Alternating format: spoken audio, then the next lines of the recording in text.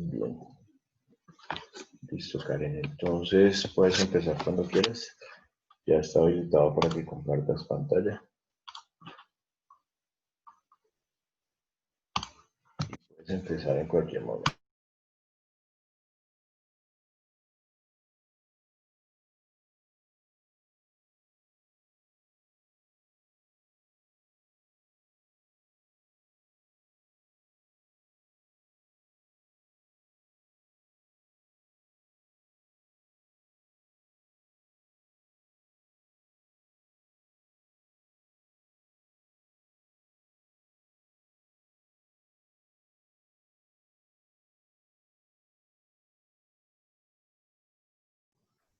Bueno, buenos días a todos. Hoy voy a presentar las enfermedades infecciosas de virus.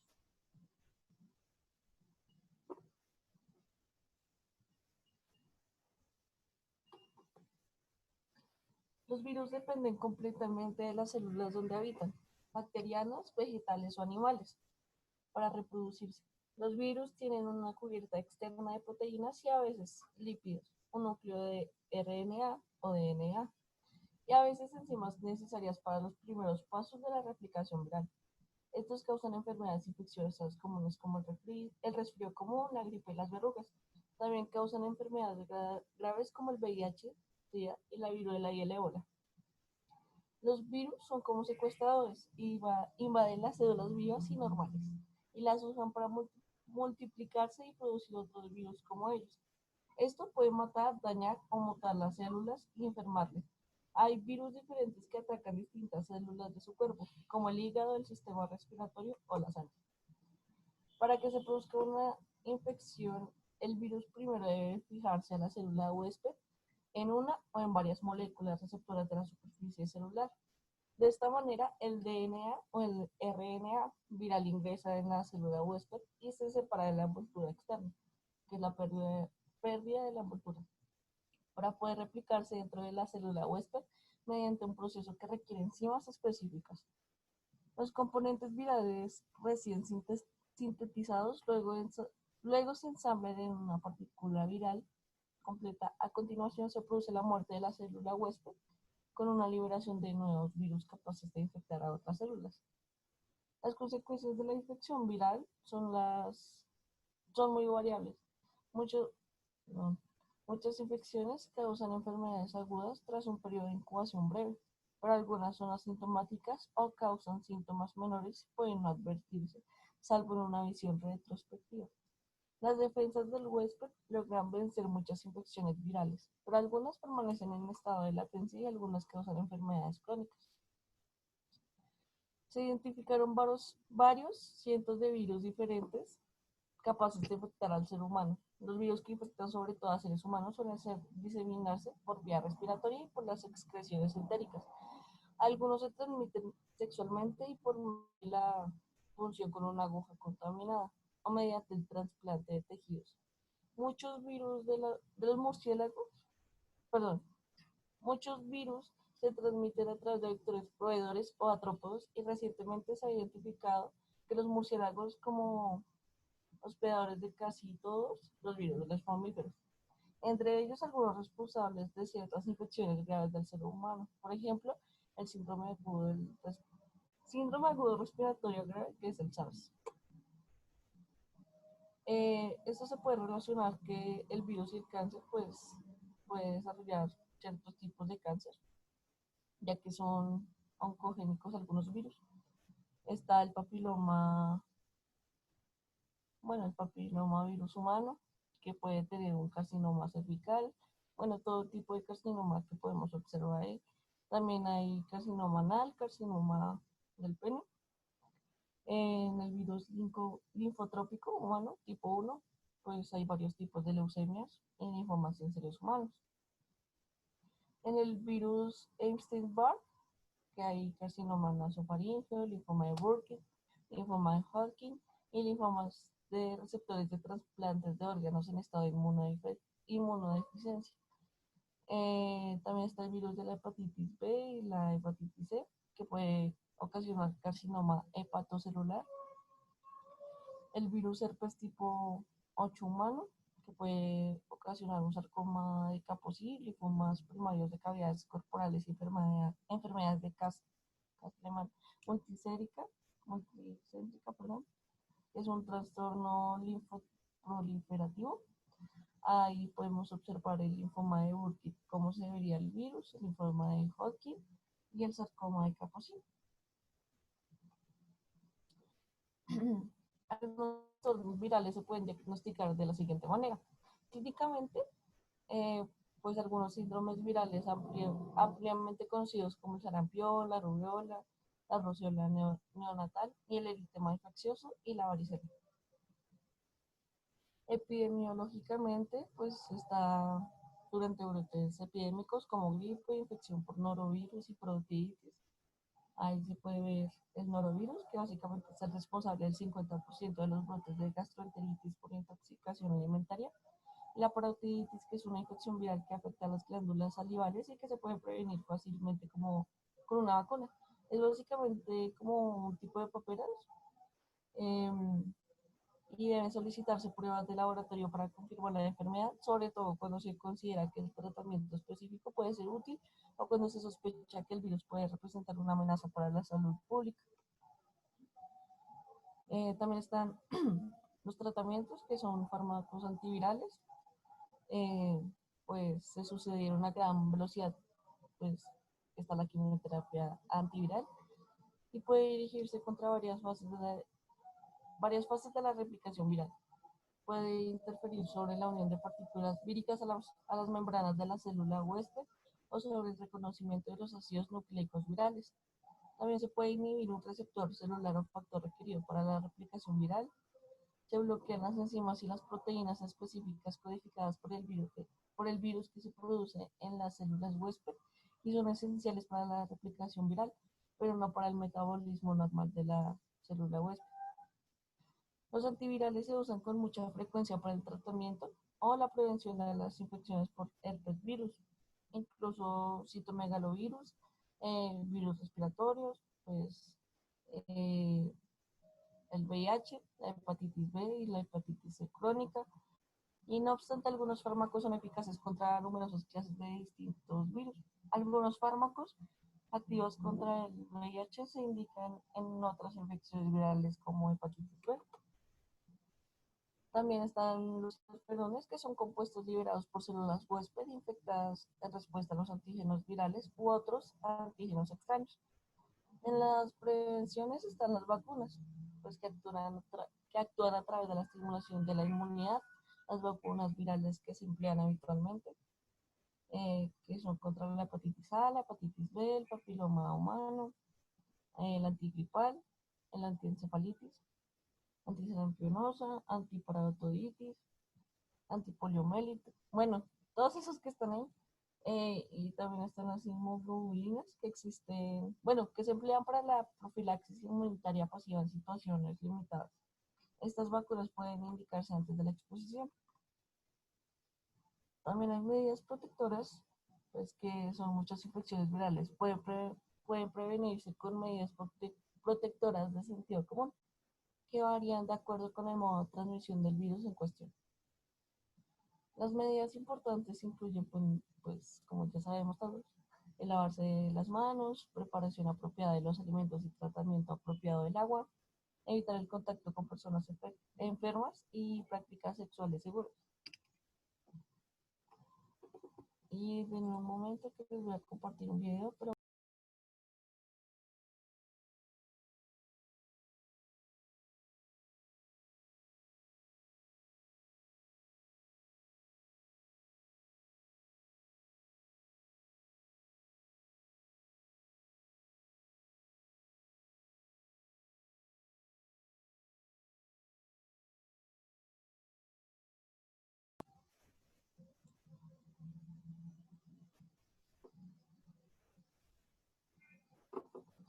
los cánceres vivos, su procedimiento va a generar enfermedades. Por eso que tenemos que conocerlos mejor y estudiarlos. Entonces, el virus cuenta con una estructura de, primero, un ácido nucleico que puede ser ADN o ARN, donde está todo su material genético, todo cómo producir las proteínas, y este está recubierto por una cápside de proteína, la unión de los dos se llamará nucleocápside, ¿sí?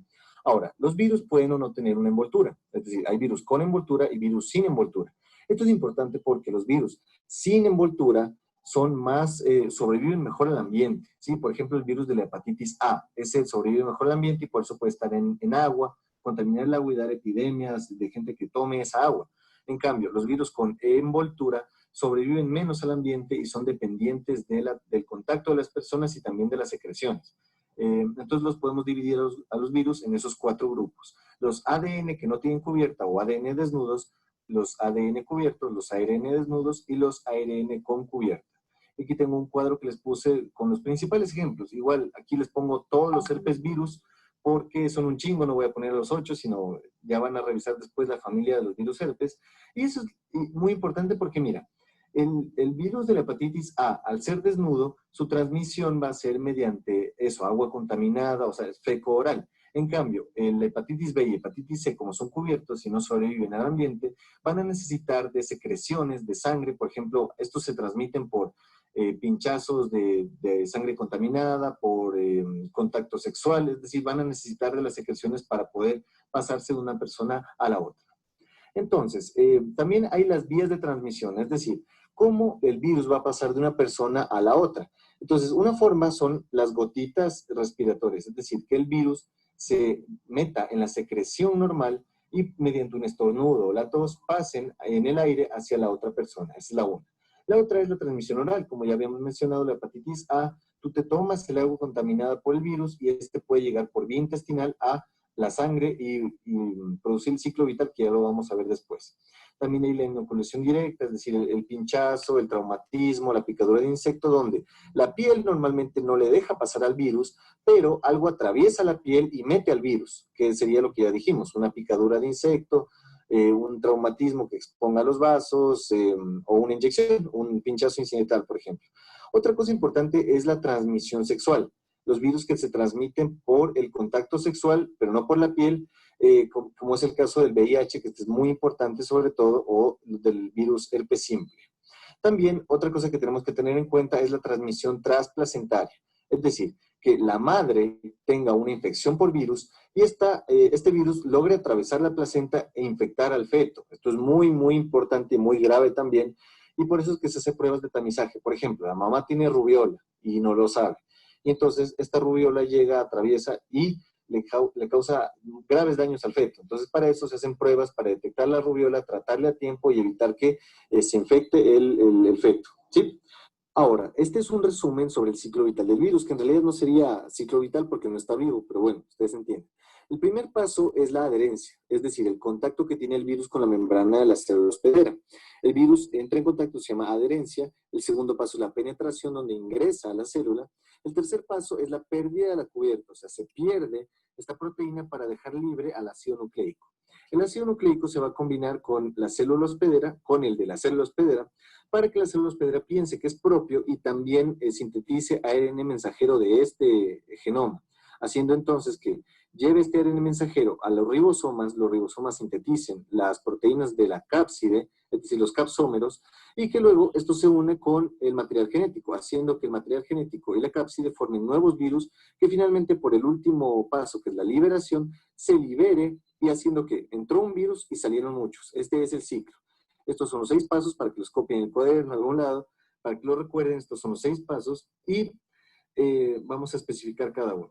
Entonces, en cuanto a la adherencia, tenemos que los virus tienen proteínas específicas que permiten ser compatibles con proteínas de la célula hospedera, haciendo que estos sean tengan un tropismo por determinados tipos de célula. Por ejemplo, los virus de la gripe, es decir, la influenza A, B, C, se unen al ácido siálico sobre las glucoproteínas. El virus de la rabia se utiliza el receptor de acetilcolina del músculo y del nervio para poder ingresar. El virus de VIH utiliza el CD4, el receptor CD4 no solamente de las células T, sino de todas las células del sistema inmune que porten este receptor, haciendo que este virus sea tan invasivo y tan molesto. El virus de Epstein-Barr, que es un herpes virus, este se une al C3D de los linfocitos B. Así tenemos un sinnúmero de ejemplos que permiten que los virus tengan una preferencia por determinados tejidos. Ahora, en cuanto a penetración, el virus puede penetrar en la célula de 3 maneras. La primera es una translocación directa, es decir, como lo podemos ver aquí, este es un virus no cubierto que ingresa así, sencillo. La otra es la función de las membranas. Esto aplica para todos los virus que tienen cobertura, o sea, no para los desnudos, donde como el material de la superficie es el mismo, solamente se fusionan para generar esta abertura y que la nucleocápside del virus ingrese a la célula. Y la tercera es el fagosoma, que la célula hospedera fagocita al virus con todo y cápsula, y cubrimiento, perdón, y luego este virus dentro de la célula se libera de este fagosoma y puede ser invasivo. Ahora, este es un resumen de los otros puntos. Aquí ya tenemos que la adherencia, la penetración. Después de eso, tiene que haber el tercer paso, que es la pérdida de la cubierta. Pierde la cubierta, el material genético se riega dentro del hospedero. El hospedero hace ARNM viral para pasarlo a los ribosomas, sintetizar todo lo que necesita. Esto ya lo vimos. Un ensamblado donde se unen todos los capsómeros para generar las nucleocápsides. Y finalmente una liberación, que la liberación puede ser por gemación, es decir, síntesis de cobertura, cuando hablamos de virus cubiertos, o muerte de la célula por citólisis, o sea, es muerte de la célula en los virus que no tienen cobertura, es decir, en la célula se llena tanto de virus que ya no es viable, ya no funcionan bien sus sistemas y entra en apoptosis y se muere. Ese es los pasos del ciclo, ¿sí? Ahora, tenemos que cuando hay una infección, una enfermedad por virus, hay varios tipos de infección celular. La primera es la abortiva, es decir, el virus logra entrar a la célula, pero no puede replicarse, es decir, tiene alguna falla, tiene alguna mutación, tiene alguna falla genética que no le permite. La otra son las infecciones líticas. No, qué pena, aquí puse lírica, no, es lítica con T. Estas son las infecciones que matan a la célula. Les pongo un ejemplo, el virus de la polio o el virus de la gripe. Estos virus atacan a las células epiteliales, ingresan y, como les dije antes, se llena la célula de tantos virus, la célula se vuelve inviable y se muere y libera a todos los virus que se reprodujeron. Y la otra es la persistente. La persistente es cuando no se mata a la célula. Aquí tenemos la infección crónica, la latente, la recurrente y la transformadora. ¿Qué es esto? Cuando hablamos de latencia, hablamos de que el virus deja su genoma dentro de la célula, pero por mucho tiempo sin expresarse. Este es el ejemplo de los virus herpes y también del VIH.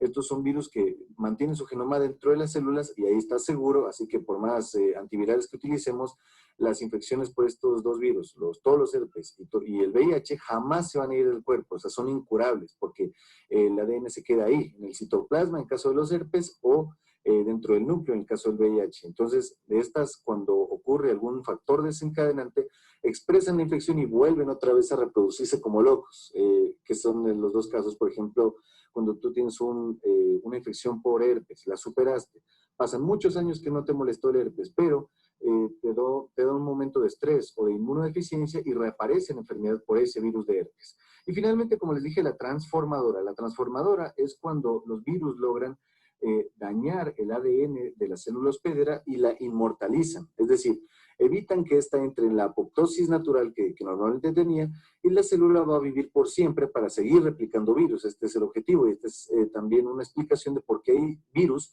que pueden generar cáncer. Por ejemplo, el HPV que inmortaliza a las células del cuello del útero y genera cáncer de útero. Igual, el linfoma generado por VIH, el virus de sarcoma de Kaposi, todos esos que generan cáncer. Y entonces, finalmente, tenemos aquí un recopilatorio de la historia natural de la enfermedad viral. El primer paso es la entrada del virus o infección en foco primario, que habíamos dicho por el tropismo que tiene el virus sobre un determinado tejido. Después va a haber un periodo de incubación, es decir, un momento en el que el virus comienza a replicarse, no hay la enfermedad todavía y se disemina a una localización secundaria. Eso es el periodo de incubación. Luego viene una replicación en tejido diana, perdón, por esto de acá es diana, es decir, un tejido específico donde ya aparece la clínica característica de esta enfermedad viral. Después de esto va a venir, o bueno, conjunto con esto viene la respuesta inmune. Y esto es muy importante porque la respuesta inmune puede determinar cuánto dura la enfermedad, si es que la enfermedad desaparece o si la enfermedad persiste por un largo tiempo.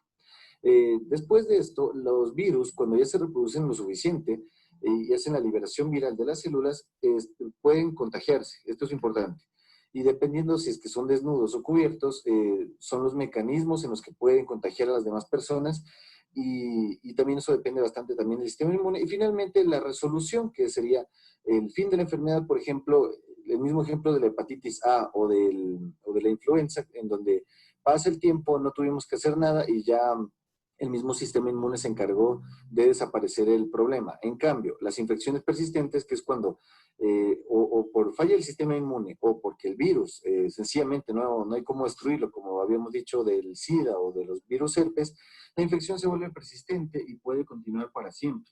La diferencia entre los dos que acabo de mencionar es que el herpes virus puede estar contenido sin dar clínica, en cambio el VIH es muy importante tenerle tratamiento. Las personas que no se tratan tienen un pronóstico de vida muy corto. En cambio, los que sí se tratan, su sistema inmune vuelve, digamos, entre comillas, a la normalidad y no aparecen las infecciones oportunistas y los problemas, las complicaciones del VIH que son lo que termina matando a la persona. Y entonces, eso es todo, muchachos. Espero que les haya ido muy bien. Espero que hayamos aprendido algo sobre los virus. Y si tienen alguna duda, por favor, coloquen en los comentarios.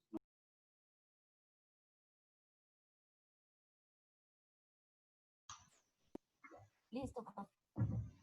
Ok, Karen, muchas gracias.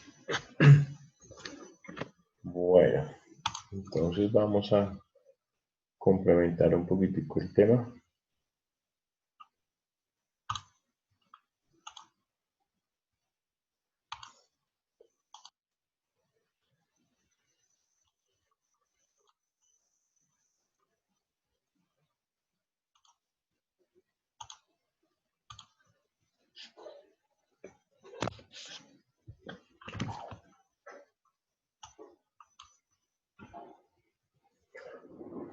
Bueno, lo primero que hay que decir cuando hablamos de virus es lo que comentaban en el video. Los virus no son vivos, ¿sí? Simplemente son pedazos de materiales genéticos, en este caso puede ser ARN o ADN, que en muchos de estos casos están encapsulados y están en unas envolturas hechas a base de proteínas, que son las conocidas como cápsides que acabamos de ver en la presentación de Karen. No son seres vivos, hay que dejar claridad en eso. Otros protegen su material genético con una membrana o envoltura derivada de la célula a la que infectan. Y algunos otros además rodean la cápside con una membrana celular. Los virus han evolucionado para poder reproducirse dentro de las células que infectan, ya que por sí solos no son capaces de hacerlo, porque carecen de la maquinaria molecular necesaria. Eso quiere decir que un virus de estos, en condiciones normales, digamos cuando están en el medio ambiente, pues van a tener un tiempo de vida o de utilidad, más bien de vida útil, un tiempo ya especificado. Hay algunos que podrán vivir horas, otros que podrán sobrevivir días y algunos otros que podrán sobrevivir incluso semanas dependiendo de sus características. Sin embargo, si este virus no alcanza a un huésped, por sí solo no va a poder replicarse. En eso debemos tener claridad.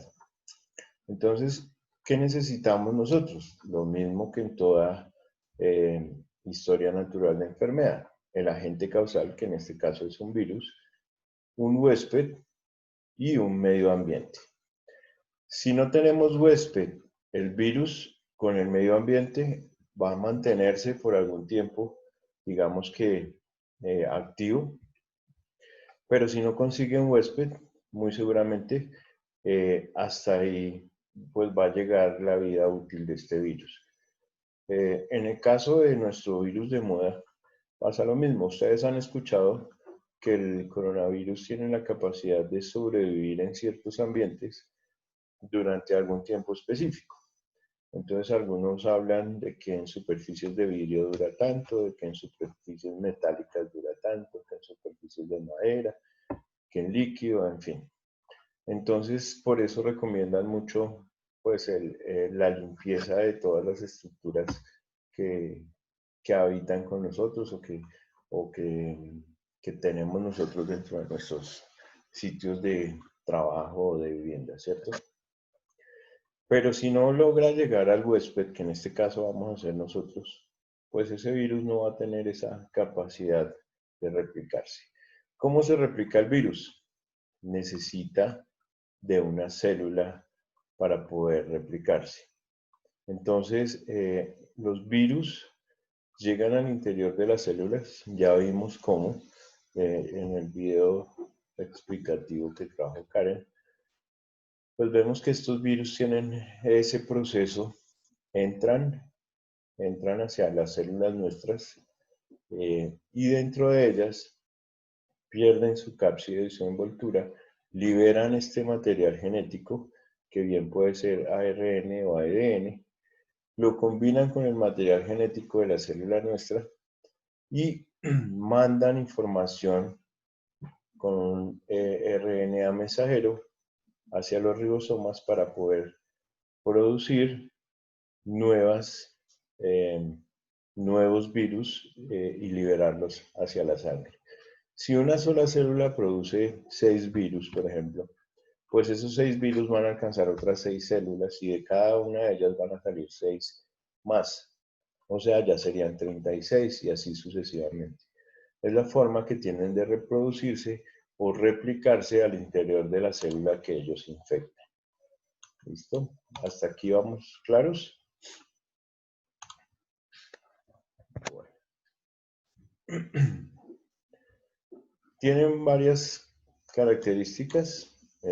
Dentro de ellas tienen la característica de ser de partículas pequeñas, esféricas, con o sin envolturas.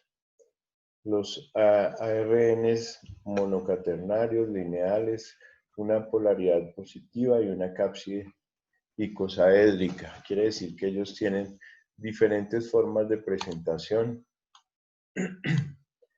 Es muy resistente a algunos agentes físicos y químicos.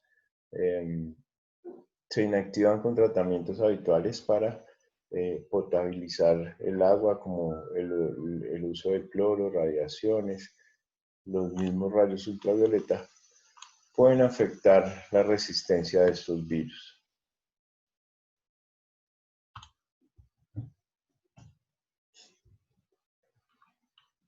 Bien.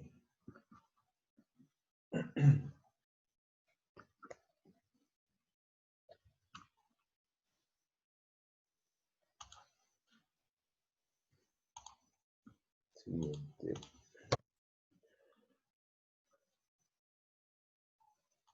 Bueno, aquí hablamos de algunas de las clasificaciones. Sin embargo, pues toca especificar que no hay una clasificación como tal, sino que utilizamos algunas características propias de los virus para poder hacernos una idea de cómo funcionan. Entonces, hay un grupo de virus conocidos como los adenovirus. Son muy comunes. Ellos no tienen envoltura. Su forma es icosaédrica. No son virus ARN, sino virus ADN. Y generalmente están involucrados en la presencia de infecciones respiratorias. Entonces, fíjense que nosotros podemos tener infecciones respiratorias ocasionadas por una diversa cantidad de virus. Entonces, si a nosotros nos da un adenovirus que puede estar en este momento en el ambiente, cuando tenemos temporadas de lluvias, por ejemplo, que son muy frecuentes en Bogotá, entonces nosotros vamos a estar expuestos a que tengamos la presencia de un adenovirus. También podemos tener un rinovirus, también podemos tener un virus sincitial respiratorio, un virus de la influenza. Cualquiera de esos virus son infecciones respiratorias agudas. Fíjense que ya he nombrado 4 virus diferentes: rinovirus, adenovirus, sincitial respiratorio y el virus de la influenza. Si a nosotros nos da una gripa relacionada con cualquiera de estos 4 virus que acabo de mencionar, pues nosotros lo primero que vamos a decir es hagámonos la prueba para el COVID, ¿cierto? Y resulta que tenemos una infección por un virus diferente al virus de moda. Entonces, vivimos en un mundo con muchísimas posibilidades de infección por virus y que pues desafortunadamente para la época actual pues tenemos todo que relacionarlo con el virus que está generando mayor complicación y mayor letalidad. Bueno, aquí tenemos otro virus que se llama el parvovirus. Este parvovirus no cuenta con envoltura tampoco, tiene una forma similar al anterior, que es un icosaedro, es un virus ADN y es el parvovirus canino, una enfermedad que es importante porque el parvovirus generalmente es una enfermedad mortal para algunos caninos. Todos los que tienen mascotas, sobre todo los perritos, deben tener sus esquemas de vacunación completos. Una enfermedad por parvovirus en una mascota, en un perrito, en un canino, pues puede llegar a ser mortal. ¿De acuerdo?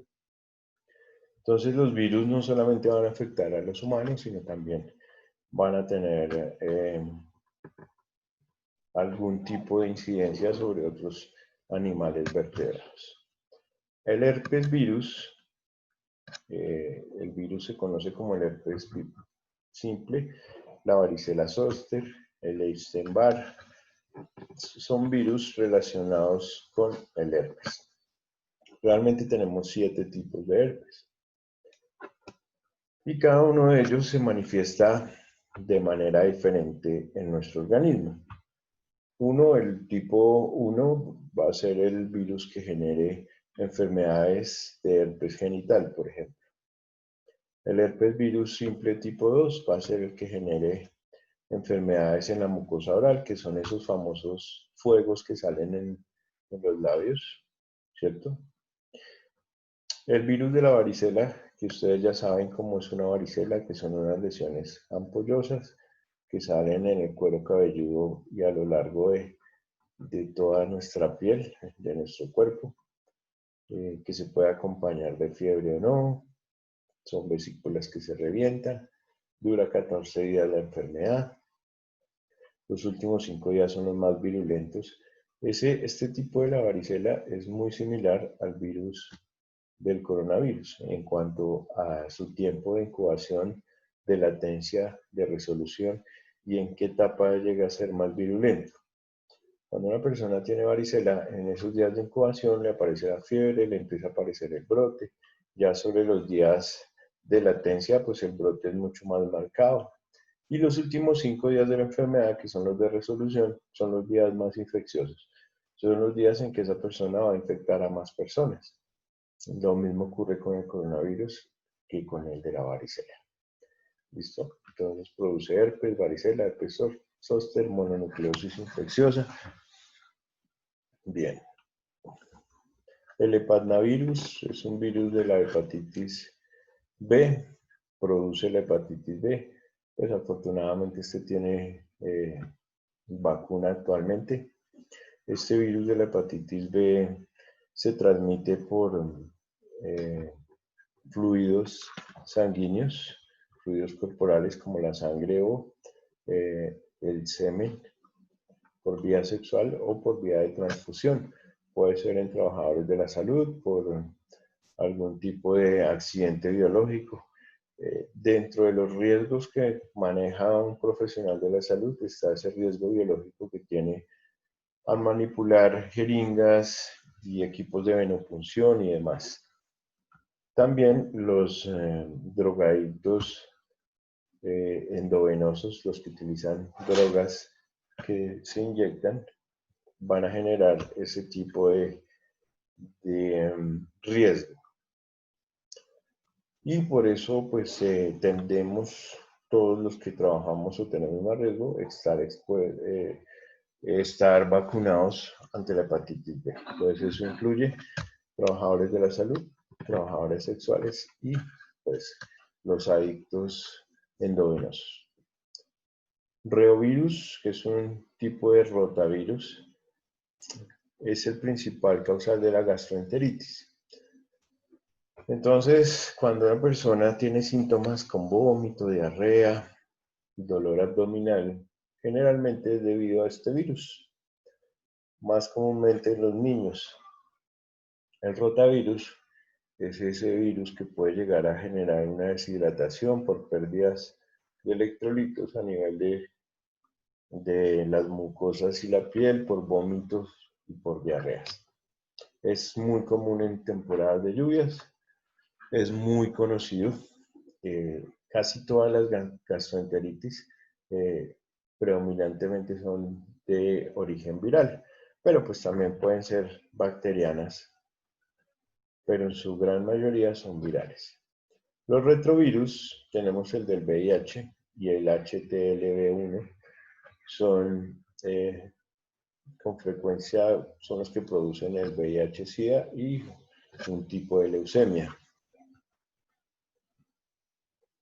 El ortomixovirus, que es un virus de la influenza, también tiene vacuna en estos días. Produce una influenza o un tipo de gripe. Generalmente vacunamos a nuestros niños y a nuestros ancianos con el virus de la influenza para que no tengan una fase grave pues, de la enfermedad. El rhabdovirus, que es el virus de la rabia, muy conocido, transmitido por animales, generalmente roedores y caninos, por ejemplo. Los zorros también, algunos animales silvestres pueden tener este virus de la rabia. Se puede pasar a través de mordeduras de perros, ¿listo? Y de otros animales. La rabia es un virus que ataca el sistema nervioso central, es un virus que produce síntomas como hidrofobia. Las personas le tienen fobia al agua y generan esa baba espesa característica de los animales contaminados con rabia. En el caso de los humanos, si un animal con rabia, puede ser un perro, nos llegara a generar una lesión con su boca o al mordernos, digamos que necesitamos un tratamiento rápido, porque dependiendo del tipo o del sitio más bien donde recibimos nuestra lesión o nuestra agresión, pues tendremos que calcular el tiempo. Por ejemplo, si un perro nos muerde en la pierna y está contaminado con el rhabdovirus o virus de la rabia, lo que se va a demorar ese rhabdovirus en llegar a nuestro sistema nervioso central para ser letal son más o menos 7 días, porque nos mordió en una pierna. Pero si nos mordió en la cara, donde estamos muy cerca del sistema nervioso central, probablemente contamos con 24 a 36 horas máximo de tiempo para poder contrarrestar o frenar esa progresión del virus hacia el sistema nervioso central. El coronavirus, de un grupo de virus denominados así por su forma. Su forma es compleja, es un virus ARN, genera resfriados comunes y en los casos más graves el síndrome respiratorio agudo severo, que es como lo escuchan ustedes y ya lo han visto en noticias y en muchas publicaciones médicas, el SARS. SARS-CoV-2, SARS significa síndrome agudo respiratorio severo. ¿Listo? El cistovirus, que es un virus que infecta a bacterias como las pseudomonas. Las pseudomonas son bacterias de ambientes hospitalarios muy agresivas también. Bueno, esto por mencionar algunos, realmente virus hay una gran cantidad de virus, pero pues por mencionar algunos y los más conocidos. ¿Cómo se nutren? Los virus no se nutren, ni se relacionan. Para hacerse copias de ellos mismos necesitan de forma obligatoria la intervención de una célula. Quiere decir que un virus por sí solo no tiene cómo prosperar y eso es lo que tiene que quedar claro. Los virus ellos solitos no pueden prosperar ni multiplicarse ni subdividirse, como en el caso de las bacterias, que digamos que de una bacteria salían 2, que de esas 2, 4 y así sucesivamente. Por ellos, los virus no son seres vivos. Si fueran seres vivos, tendrían esa capacidad de reproducirse. pero como no la tienen, se consideran que no son seres vivos. Este es el motivo por el que no aparecen incluidos en ningún reino en los que se engloban a los seres vivos. Entonces, ¿qué es lo que necesita un virus para poder replicarse?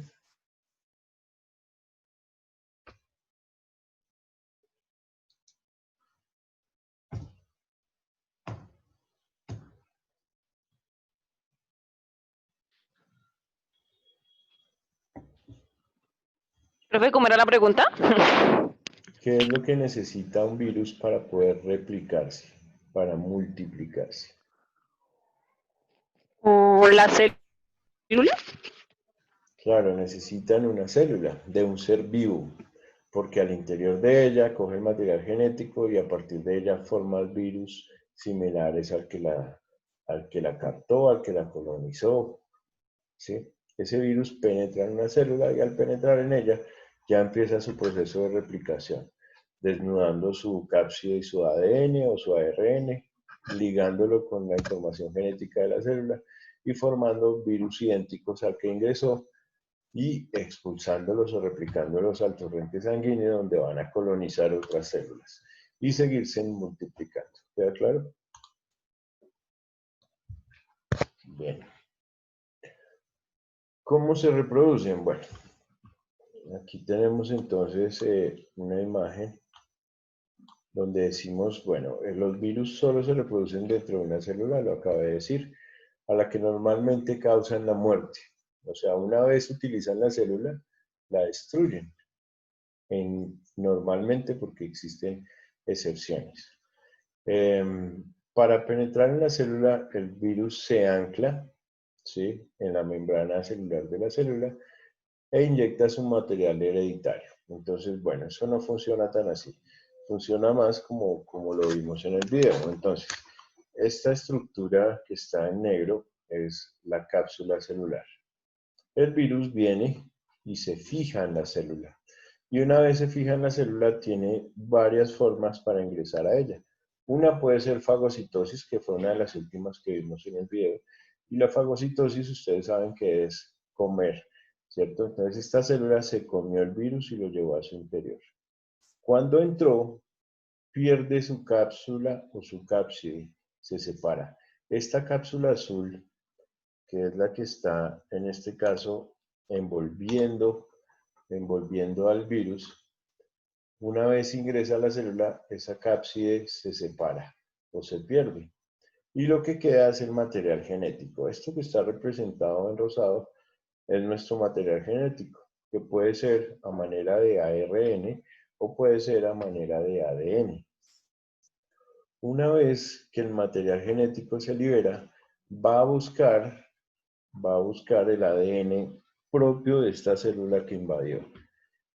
Y al buscarlo, empieza algo que se llama la replicación y expresión del gen. Este gen, que inicialmente es 1, se está convirtiendo en 3, 4, 5 copias exactas de este genoma inicial. Luego coge las proteínas y forma una nueva cápsula similar a la cápsula con la que ingresó. Entonces, este virus, como venía encapsulado con su material genético, una vez entró a la célula, se replicó en su genoma, convirtió varios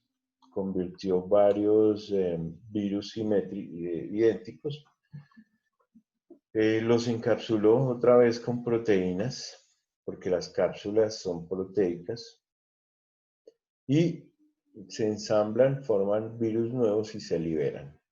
Si se liberan, digamos acá ingresó 1, acá salieron 6, una vez liberados, ¿qué van a hacer? Exactamente el mismo proceso, pero ya no sobre una célula, sino sobre 6.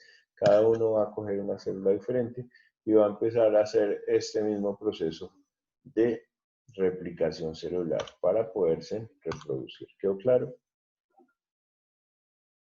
Sí, señor. Bueno.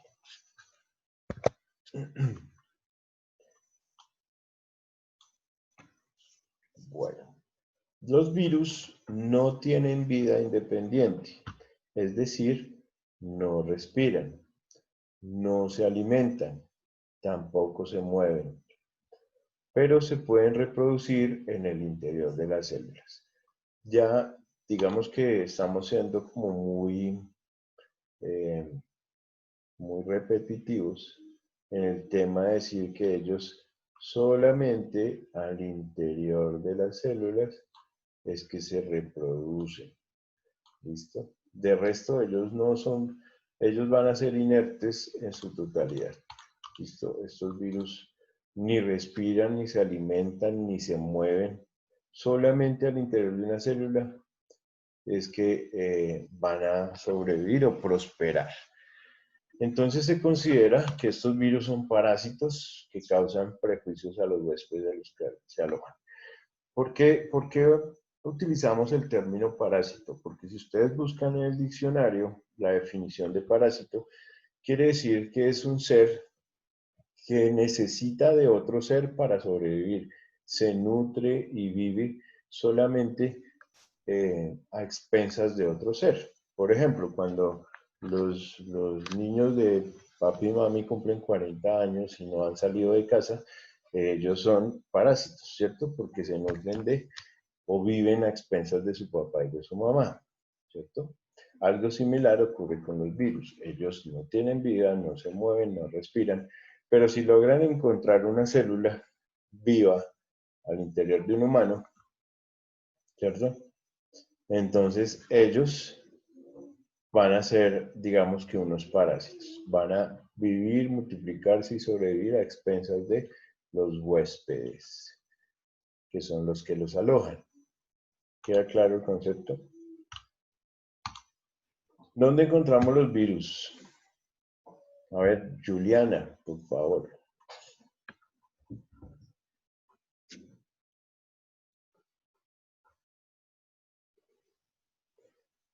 Juliana Hernández.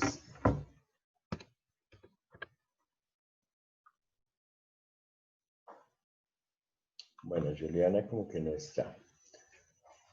Vamos con Dayana. ¿Tampoco? No sé, profe, en las lluvias y todo eso.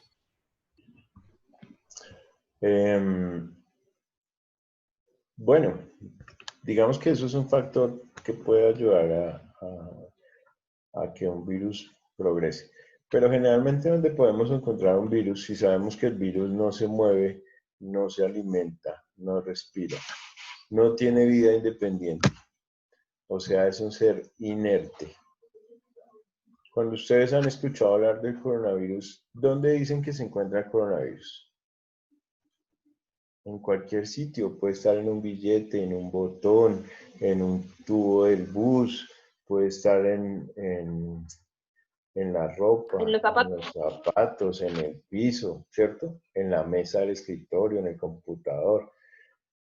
Entonces, cuando yo pregunto dónde encontramos nosotros un virus, pues en cualquier parte, porque ellos simplemente caen a una superficie y ahí se quedan porque ellos no se mueven, no se alimentan. Pero si nosotros los cogemos con nuestra mano, de manera involuntaria, obviamente, porque los virus no se ven, ¿cierto? Entonces nosotros cogemos el virus y lo llevamos a nuestras mucosas, a la nariz o a la boca. El virus entra. Y una vez entra, pues, ¿qué se va a encontrar? Células. ¿Y las células qué son? Pues su huésped donde se van a alojar y se van a multiplicar, como ya vimos que lo hacen en las diapositivas anteriores. ¿De acuerdo? Bueno. ¿Cómo se organizan entonces los virus?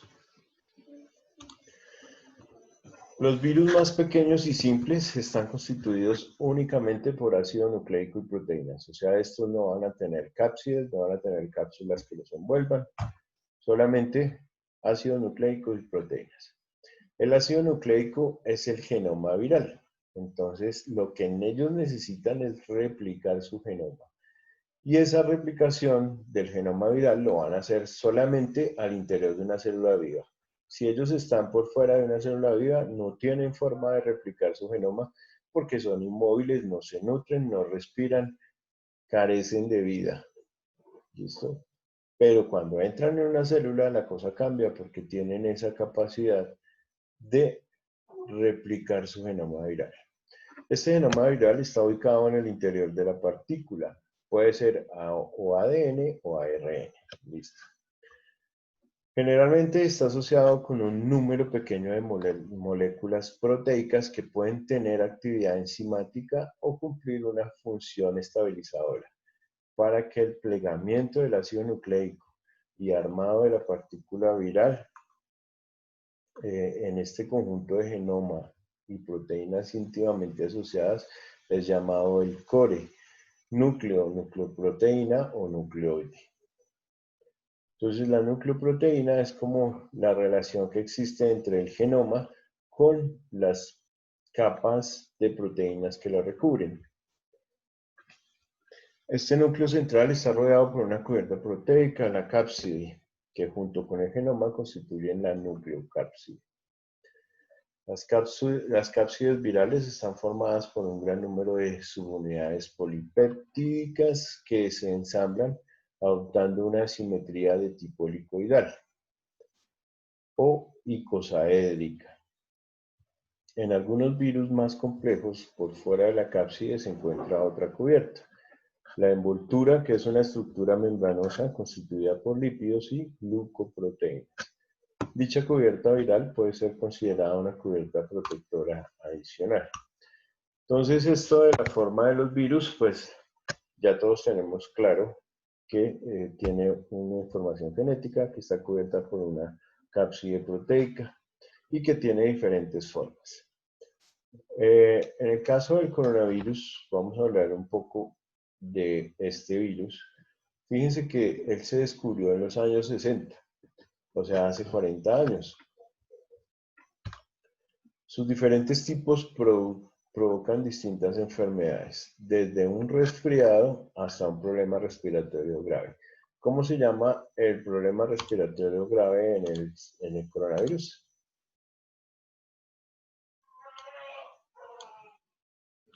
¿El SARS? Muy bien, entonces el síndrome agudo respiratorio, ¿cierto? El SARS, síndrome respiratorio agudo grave, ¿cierto? El SARS. Se le llamó así por la forma del virus. Este virus tiene una forma de corona. Entonces, por su forma es que recibe su denominación. Este virus está presente tanto en humanos como en animales, lo que quiere decir que puede tratarse de una zoonosis, ¿cierto? ¿Qué dijimos que era una zoonosis? ¿Quién me recuerda?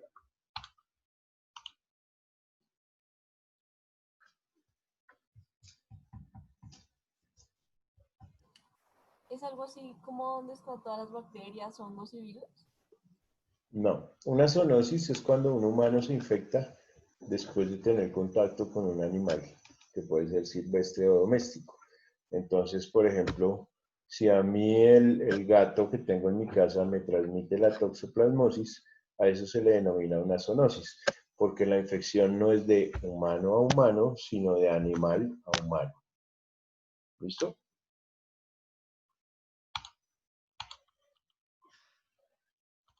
Sin embargo, se dice que el virus pocas veces, sin no darse cuenta, se contrae desde la infancia. Bueno, aquí en esto de la zoonosis, pues hay todavía mucha controversia, porque pues directamente una mascota, aunque tenga el virus, no es capaz de infectarnos. Sin embargo, todavía lo relacionan con el estudio del murciélago en China, que fue por una comida que se realizó con este tipo de animales. Entonces todo eso está todavía como en estudio.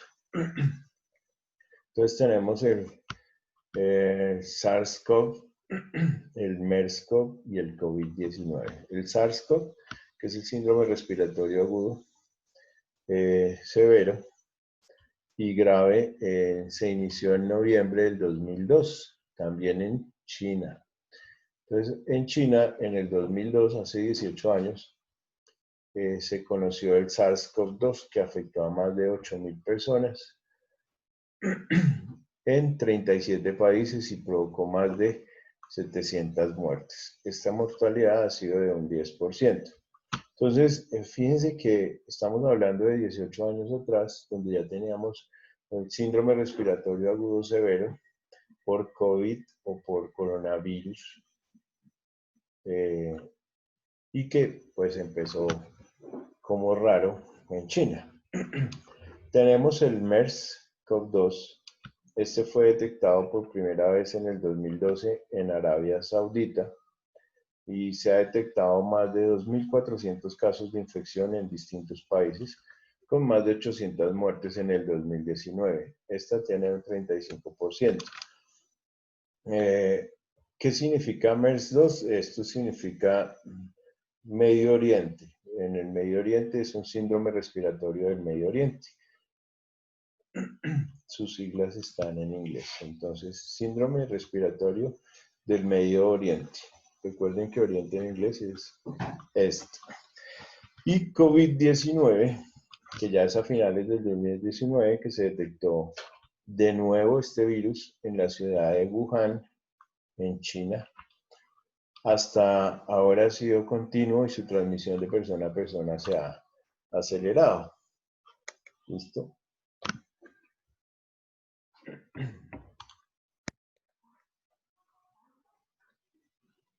Causas.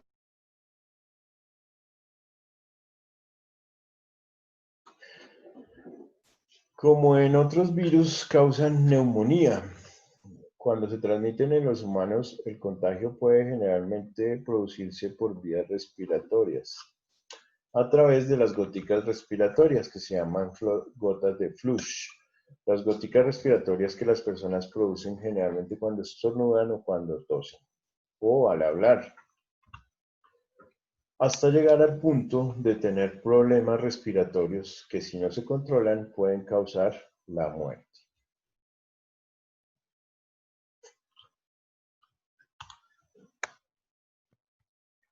Los síntomas. En general, los síntomas principales de la infección con el coronavirus suelen ser la secreción y el goteo nasal, la presencia de la tos, la fatiga o el cansancio, el dolor de garganta y de cabeza, la fiebre, el escalofrío, el malestar general y, en los casos graves, los síndromes de dificultad respiratoria. Entonces son síntomas que nosotros conocemos, que a todos nos han dado y que tienen que ver con infecciones respiratorias agudas. Es una simple gripe, nos puede dar a nosotros la mayoría de estos síntomas, ¿cierto?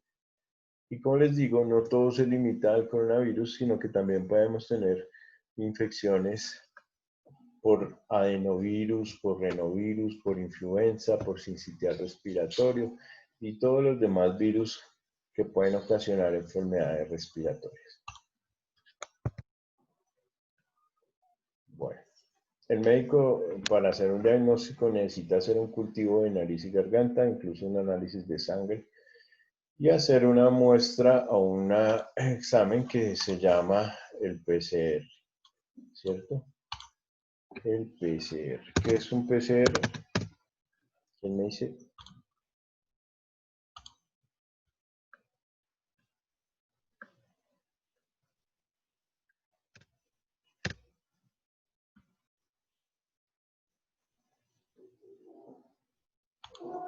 El PCR significa reacción polimerasa.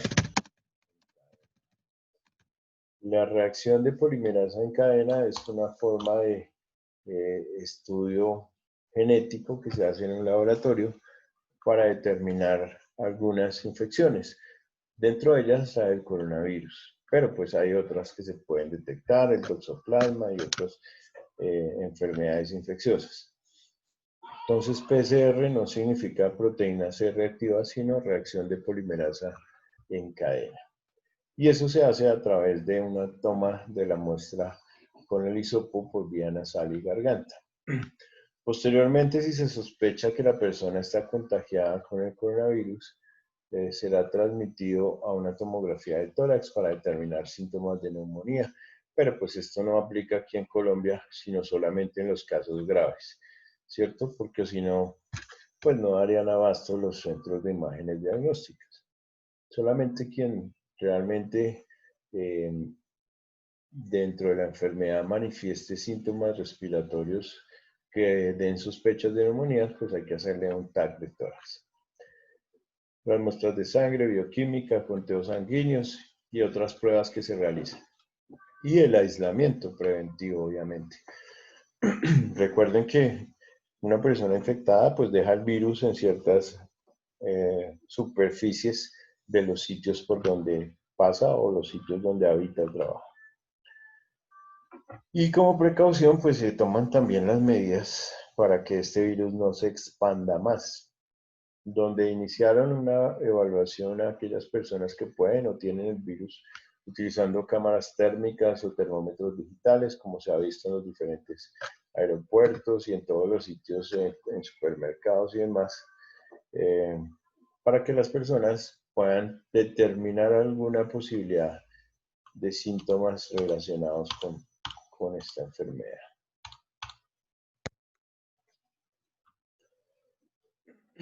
Bueno, todavía no existe una vacuna. Bueno, esto ya obviamente ya pasó a un segundo plano porque la vacuna ya existe para este virus. ¿Listo?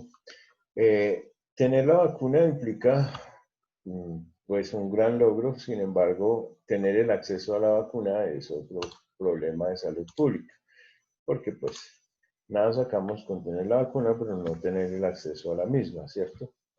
Entonces en eso es que tiene que trabajar ahora el gobierno, en poder tener acceso a esa vacunación. Y si llega la vacunación, pues obviamente se va a tener una prelación o una predilección por la población de riesgo. ¿Cuál es la población de riesgo? ¿Quién me dice? O sea, si llegara la vacuna, ¿quiénes son los primeros que se van a vacunar? Los adultos mayores y los que tienen enfermedades crónicas. Los adultos mayores y los que tienen enfermedades crónicas. ¿Quién más?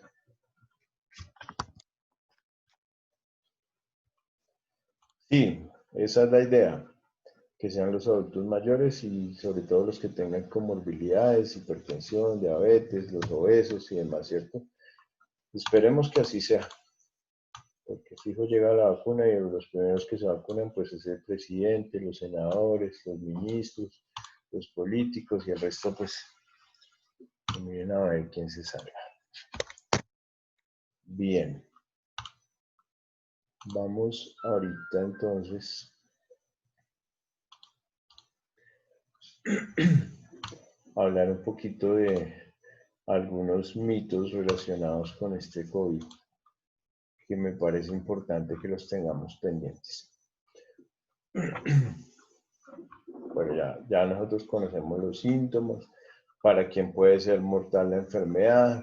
Obviamente las personas de edad avanzada, ya dijimos que personas que tengan afecciones médicas como diabetes, cardiopatías, asma, hipertensión, siempre van a ser los más vulnerables a esta enfermedad. Los síntomas, pues ya nosotros tenemos clarísimos cuáles son los síntomas. Y dentro de estos, pues falta mencionar la ageusia y la anosmia, que es la ausencia de las sensaciones de sabor y de sensaciones de olor. La fiebre siempre va a ser un marcador muy importante. Informarnos a través de fuentes oficiales, lavarnos las manos frecuentemente, ojalá con gel a base de alcohol, cubrirnos la boca con el antebrazo cuando estornudamos o tosemos. Evitar el contacto cercano con personas que tengan síntomas de gripe. Siempre evitar tocarnos los ojos y la nariz y la boca con las manos sin lavar. Evitar compartir vasos, platos u otros artículos de uso personal. Y limpiar y desinfectar las superficies que tocamos con frecuencia. Ya lo dijimos, los virus son inertes, ellos están quietos, ellos no se pueden replicar por sí solos, necesitan que nosotros los llevemos al interior de nuestro cuerpo para que ellos hagan lo que tienen que hacer.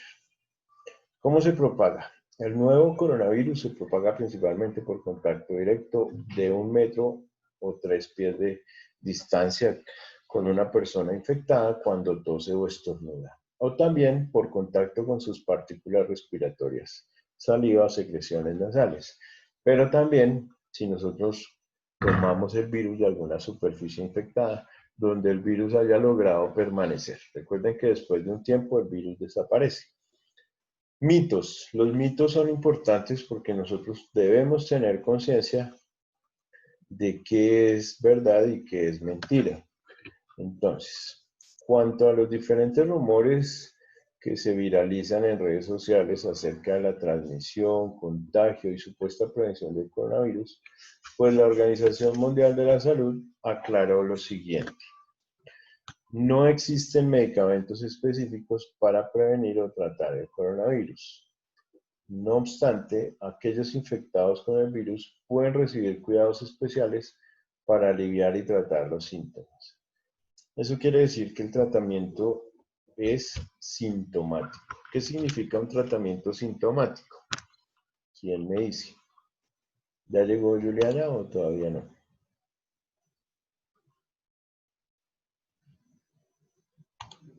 Juliana.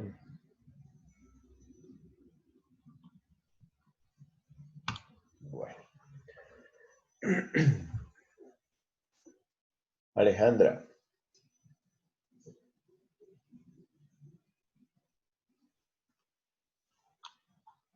Alejandra. No, estamos hechos. Bueno, Camila. Dime.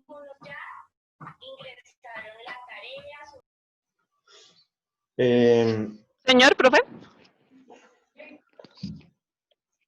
Camila, dime para ti qué es un tratamiento sintomático. ¿Un qué, profe? Un tratamiento sintomático.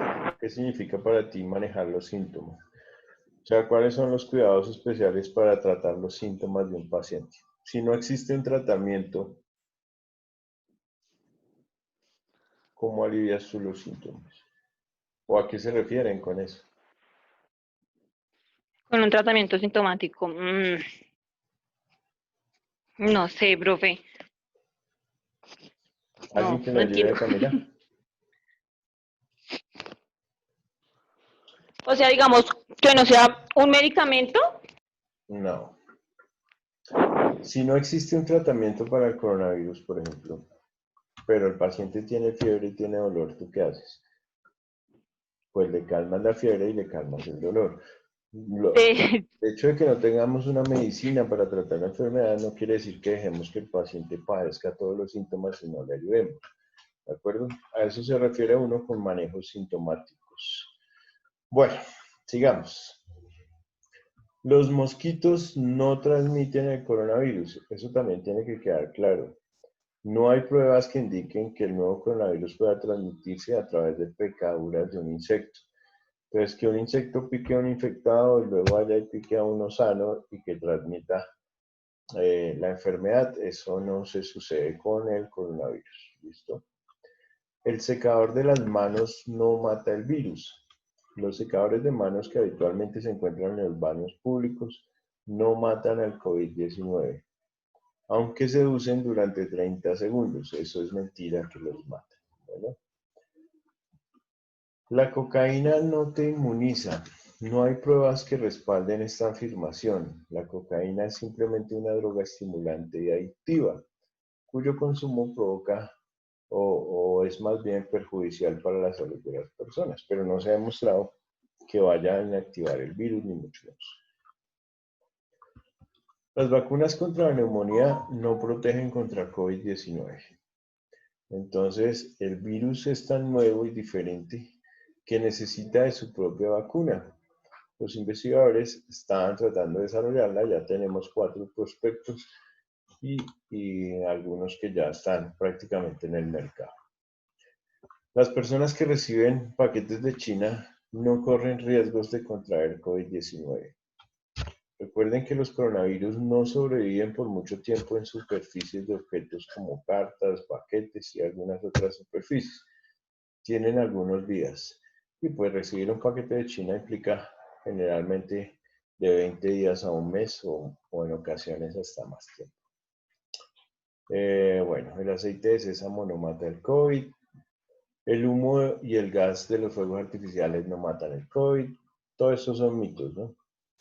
El ajo no ayuda a protegerse a las personas del COVID. Es un alimento saludable, pero no existe evidencia que su consumo prevenga la enfermedad. Las gárgaras bucales no protegen de la infección. Algunos enjuagues bucales eliminan ciertos microorganismos, pero eso no significa que protejan a la infección contra el COVID-19. Los antibióticos tampoco son efectivos, porque los antibióticos funcionan contra las bacterias, no contra los virus. Y eso también ya lo habíamos dicho, ¿cierto? Las mascotas no transmiten el virus.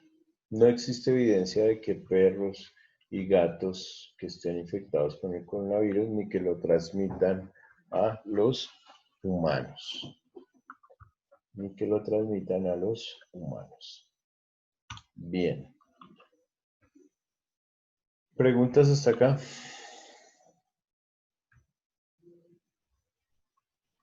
Preguntas.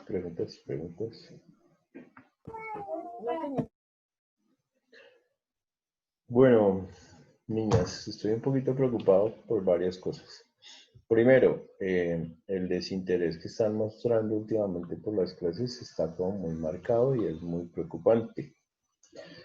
Segundo, el hecho de que yo no pueda ver que estén en clase, pues obviamente no me asegura que lo estén. Y durante la clase, por lo menos, llamé 2 veces a Juliana y no apareció y ahora pues tampoco está. Yo entiendo que estén en casa, que a veces sea incómodo tener la cámara prendida por diferentes circunstancias, pero pues me parece importante, primero, sentir que no estoy perdiendo mi tiempo y que me estoy comunicando con ustedes y que ustedes están recibiendo la información. Pero pues no sé qué está pasando últimamente y quisiera escucharlos. De pronto pues le buscamos una solución. Cuando me dicen que tienen problemas con el internet o con el dispositivo desde donde se conectan, pues eso es algo que no puede entender y no pasa nada. O sea, eso se entiende. En el caso de Alejandra, pues yo veo que ella pues tiene 1000 cosas en su casa que hacer al mismo tiempo. Por eso, no te preocupes. Yo siempre tengo la cámara prendida. Precisamente a eso me refiero. En el caso tuyo, todos sabemos que tú estás con tu familia, tienes tus bebés allá en clase y pues eso necesita atención. Pero pues digamos que aquí todos hacemos un esfuerzo para poder comunicarnos y llevar los temas que necesitamos saber. El tema de hoy no es muy complejo, pero pues estoy seguro que algo de complejidad debe tener cuando uno desconoce un tema y lo ve por primera vez. Pues no es tan fácil que se le queden las cosas. Y por más de que uno utilice herramientas o utilice términos, digamos que puedan ser más fáciles de comprender por parte de ustedes, pues se necesita también cierto grado de concentración y compromiso con la clase. ¿Listo? La clase de ayer, que era de bacterias, pues les incluí dentro de la plataforma una presentación adicional para que la revisen. Esa presentación adicional tiene al final unas preguntas, que son como 25 preguntas, para que revisen las diapositivas, revisen las preguntas, las resuelvan pues a manera de autoevaluación. No les soy ni les voy a pedir que me envíen respuestas de esas preguntas, pero revísenlas porque es probable que tengan algunas de esas puedan salir en la evaluación final. ¿Listo? Esta semana creo tener la cita con el director de Recursos Humanos de Virrey Solís para la cuestión de sus prácticas. entonces yo les estaré comunicando. Espero que ya todas tengan lo que habíamos acordado del uniforme, de la vacunación, quienes no la tuvieran que ya hayan empezado el esquema, porque eso sí es, digamos que un requisito indispensable para poder acceder a las prácticas. Sí, profe, nosotros 5 ya contamos con el uniforme. Bien, excelente. Dentro de las presentaciones que tenemos del virus, aquí yo tengo varias, ¿sí? Tengo esta que también es de virus, que la voy a subir a la plataforma para que la estudien. Es un poco más completa en relación, sino que los términos de pronto son un poco más complejos. Y tenemos adicional esta que fue una que hice para la universidad y que estaba en los televisores de la universidad. Y esta también la vamos a compartir un poco con ustedes, que es específicamente del COVID-19. Estas 4 presentaciones de hoy tienen o van a quedar en la plataforma pues para manera de repaso. Entonces estudien el tema, repasen o vean el video nuevamente, porque pues digamos que no hay mucho que explicar en relación a los virus diferente a lo que ya hablamos hoy, pero pues sí me parece importante que nos queden claros los conceptos. Mañana, ¿quién tiene presentación? Juliana, ¿será? De pronto. Bueno, vamos a parar aquí el video, que se me ha olvidado.